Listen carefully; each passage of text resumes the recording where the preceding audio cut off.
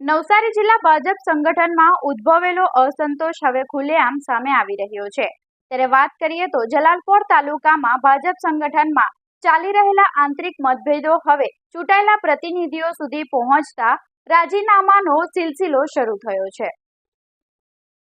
જલાલપોર તાલુકા પંચાયતમાં 6 ચૂંટાયેલા પ્રતિનિધિઓએ પોતાના પદ પરથી રાજીનામું આપતા રાજકીય ગરમાવો વધ્યો છે। કારોબારી અધ્યક્ષ હિરેન પટેલ તેમજ માજી શાસક પક્ષના નેતા નિલેશ પટેલે પણ રાજીનામું આપતા સંગઠનમાં ચકચાર મચી છે। આ સાથે તાલુકા પંચાયતના 4 અન્ય સભ્યોએ પણ પોતાના રાજીનામા સોંપ્યા હોવાનું જાણવા મળ્યું છે।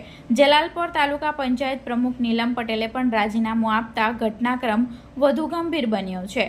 સંગઠનના સમર્થનમાં અને આંતરિક અસંતોષને લઈ લેવામાં આવેલા આ નિર્ણયોથી સ્થાનિક રાજકારણમાં ભારે ચર્ચા જગાવી છે।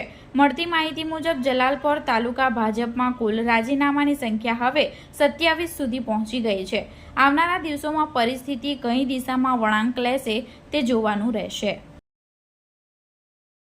હિરેનકુમાર અશોકભાઈ પટેલ, હું પનાર સીટથી ચૂંટાયેલો હતો અને હાલમાં નવસારી જિલ્લાનું ભારતીય જનતા પાર્ટીનું જે સંગઠન જાહેર થયું એમાં જલાલપોરના સંગઠન સાથે એમનું અવગણના થઈ એવું અમને લાગે છે અને એના કારણે અમારા જલાલપોર સંગઠનના તમામ હોદ્દેદારોએ રાજીનામા આપ્યા છે તેમજ નવનિયુક્ત જે કોઈ જિલ્લામાં ટીમમાં લીધા હતા એમણે પણ રાજીનામા આપ્યા છે। તો અમે સૌ એમની બદોલતે જ ચૂંટાયા હતા અને સંગઠનનું ખૂબ મોટો હાથ હતો જે અમને ચૂંટાવામાં અને હાલમાં અમારું સંગઠન જ જે રાજીનામું આપ્યું છે તો અમે પણ આ હોદ્દા પરથી સ્વૈચ્છિક રાજીનામું આપીએ છીએ।